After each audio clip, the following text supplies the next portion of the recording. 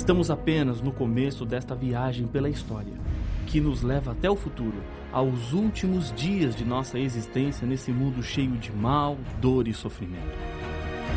Nesse episódio, você entenderá o que é que está por trás de tanto mal. Nossa viagem de hoje é pelos bastidores deste grande conflito.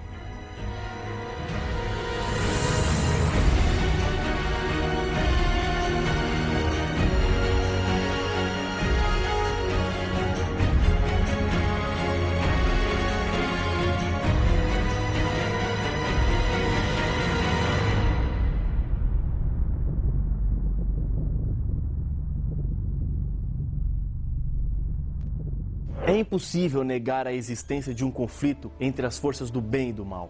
O nosso mundo está cada vez mais perigoso e a sua natureza cada vez mais instável. Por um lado, percebemos em nosso mundo as pegadas que Deus deixou. A beleza da criação é vista em cada botão que desabrocha, sobre as hastes que brotam nas árvores, os pássaros que enchem de música o ar, as flores que perfumam e encantam com suas cores, o mar, o céu, a vida humana, o sorriso de uma criança.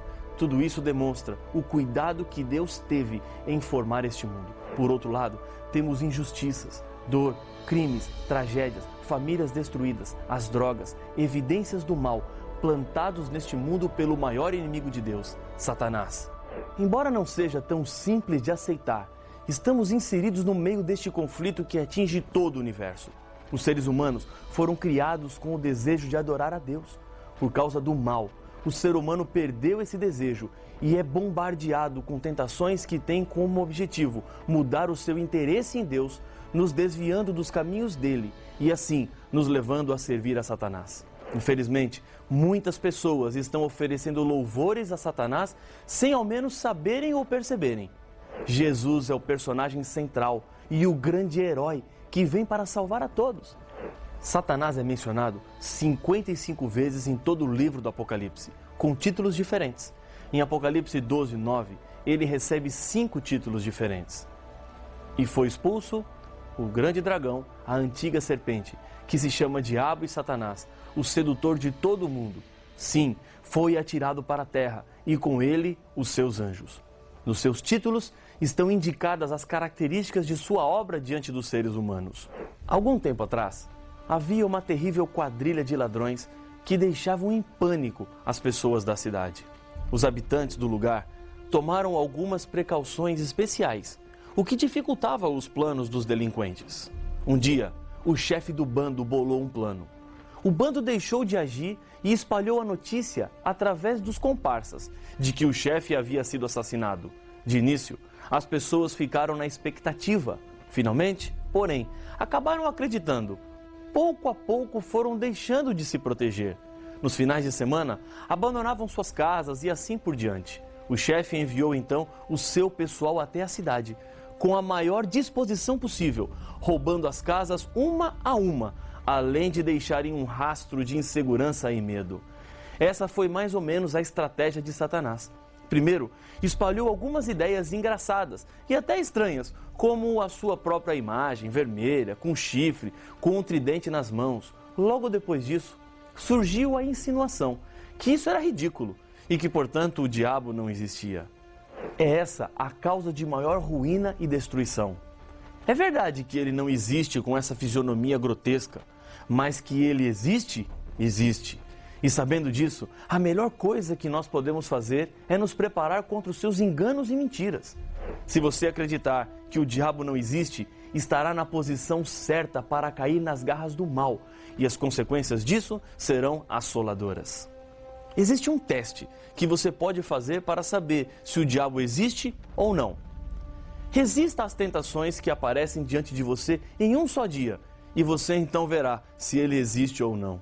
O Apocalipse o apresenta como o autor da rebelião contra Deus, como o grande inimigo do povo de Deus. No livro de Ezequiel, no capítulo 28, Satanás é apresentado sob o símbolo do rei de Tiro. Uma expressão da apresentação é importante para a compreensão do caráter de Deus ao criar. Acompanhe a leitura de Ezequiel 28, 15.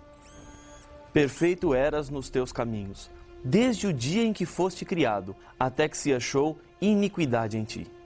Deus não criou o diabo perverso como ele é hoje. Ele foi criado perfeito, era um ser honrado e com prestígio. Tinha uma importante responsabilidade no céu. Os versos seguintes contam da tragédia que aconteceu, transformando o anjo Lúcifer em diabo, contra Deus e o seu amor. A vaidade, a ambição e o orgulho fizeram dele o pai da mentira, do erro e do pecado. Na multiplicação do teu comércio, se encheu o teu interior de violência e pecaste, diz Ezequiel capítulo 28, verso 16. Agora, uma pergunta intrigante aparece. Como em um ambiente perfeito o pecado pôde aparecer?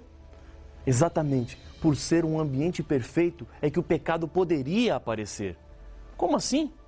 Quando Deus criou os anjos, Deus lhe deu liberdade de escolherem entre dois caminhos, serem ou não serem fiéis a Deus. Para que exista perfeição, deve haver liberdade. Se Deus não desse liberdade, o céu seria um lugar de robôs programados, que fariam apenas aquilo que Deus lhes mandaria fazer, pois não saberiam e nem teriam como fazer nada diferente. Deus queria anjos livres que escolhessem o caminho da obediência, anjos que desejassem estar do lado de Deus por vontade própria e não por obrigação. Lúcifer foi o primeiro ser criado a se rebelar contra Deus. Ele escolheu um caminho perigoso. Isaías 14, nos versos 12, 13 e 14, descrevem esse processo triste no coração de um anjo rebelde. Como caíste do céu, ó estrela da manhã, filho da alva, como foste lançado por terra, tu que debilitavas as nações. Tu dizias no teu coração, eu subirei ao céu, acima das estrelas de Deus exaltarei o meu trono, e no monte da congregação me assentarei nas extremidades do norte. Subirei acima das mais altas nuvens e serei semelhante ao Altíssimo. Esse conflito que se levantou contra Deus é revelado no Apocalipse. João descreve o momento em que Lúcifer depara-se com Jesus para um primeiro acerto. Veja Apocalipse 12, versos 7 a 9. Houve peleja no céu. Miguel e os seus anjos pelejaram contra o dragão. Também pelejaram o dragão e seus anjos. Todavia, não prevaleceram. Nem mais se achou no céu o lugar deles. E foi expulso o grande dragão, a antiga serpente, que se chama Diabo e Satanás, o sedutor de todo o mundo. Sim, foi atirado para a terra, e com ele os seus anjos. Depois que Lúcifer rebelou-se contra Deus, ele foi atrás de outros seguidores para a sua causa. O texto de Apocalipse apresenta que o dragão luta com os seus anjos. A mesma queda do líder do mal foi a queda que outros anjos tiveram por acreditarem naquilo que ele disse. O texto de Apocalipse 12, verso 4, informa que 1/3 dos anjos do céu seguiram Lúcifer e foram expulsos do céu também. No livro de Judas, verso 6, é-nos dito que Deus tem guardado esses anjos para o dia do juízo. Depois de sua rebelião no céu, Satanás formulou estratégias para envolver o ser humano no grande conflito. Paulo nos diz em 2 Coríntios 11, 3, que mas receio que, assim como a serpente enganou a Eva com a sua astúcia, assim também seja corrompida a vossa mente e se aparte da simplicidade e pureza devidas a Cristo. Adão e Eva abriram as portas desse mundo para Satanás. Ele se constituiu príncipe deste mundo e levou o ser humano ao cativeiro do seu poder maligno. E tudo o que o inimigo fez foi com base no engano e na sua malícia. Mas Jesus coloca ao alcance de cada ser humano armas para vencer as tentações de Satanás. Uma delas está em João 8,32, onde Jesus diz: e conhecereis a verdade, e a verdade vos libertará. Mesmo o mal sendo terrivelmente assustador, a batalha não está perdida. Através da verdade que encontramos na Bíblia, que é a palavra de Deus, recebemos forças e ajuda do céu para nos tornarmos vencedores em Cristo. Aquele que pratica o pecado procede do diabo, porque o diabo vive pecando desde o princípio. Para isso se manifestou o Filho de Deus, para destruir as obras do diabo. 1 João, capítulo 3, verso 8. Embora o mundo seja completamente devastado e marcado pelo mal, a Bíblia nos assegura que Deus não ficou indiferente a esse problema.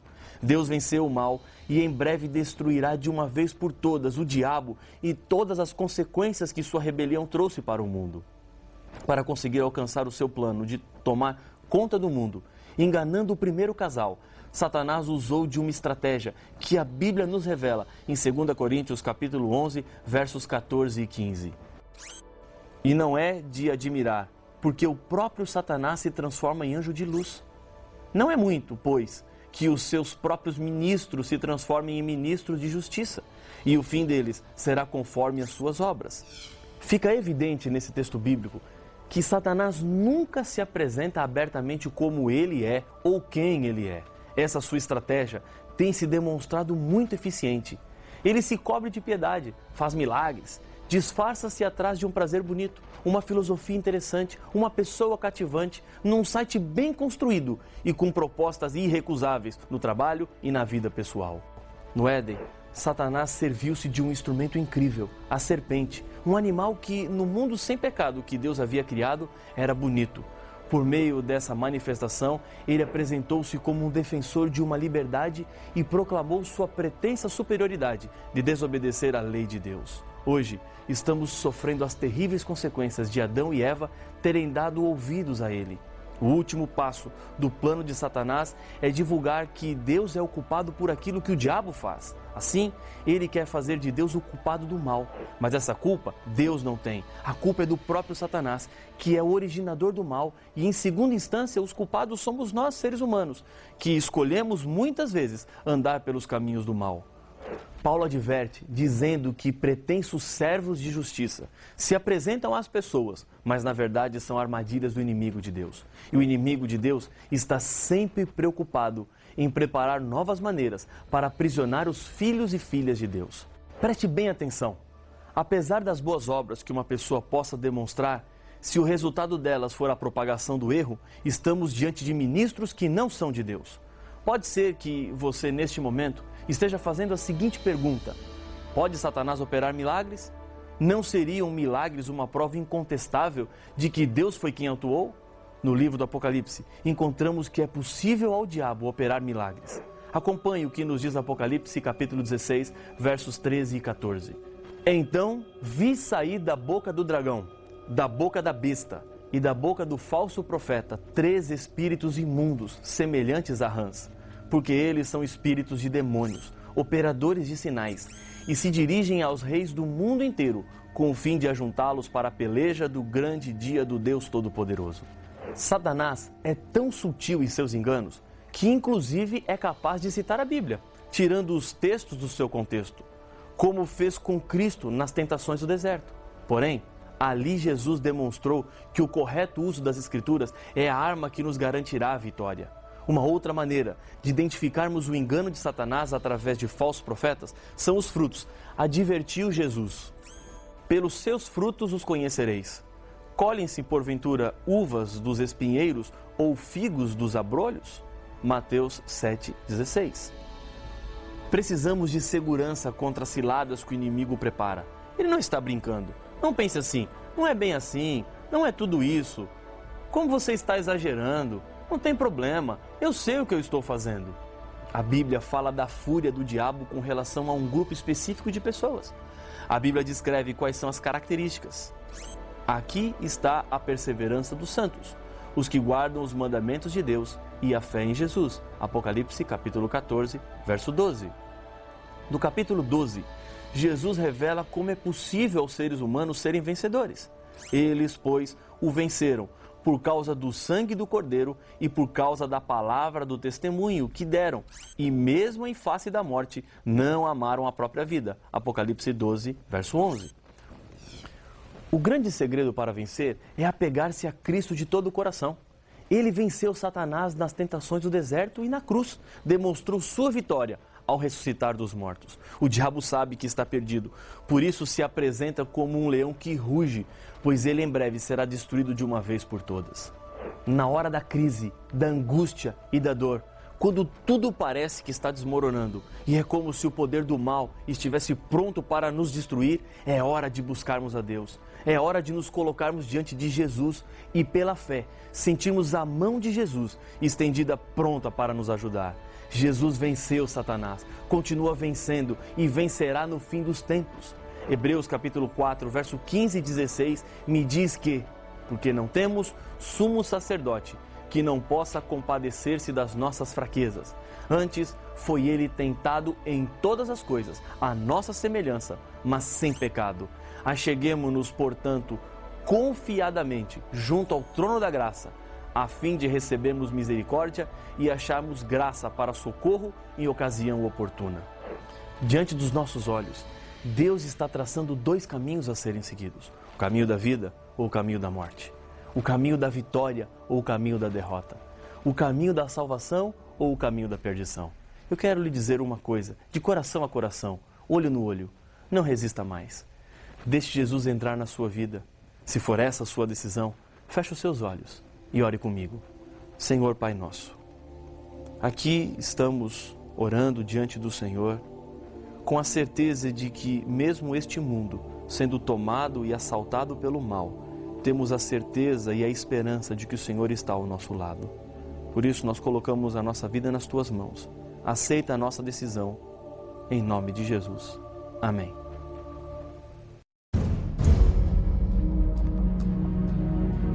Jesus não está longe no espaço, apenas olhando o que acontece aqui na Terra, mas Ele se importa e se preocupa com você. O livro da vida contém os nomes daqueles que serão salvos.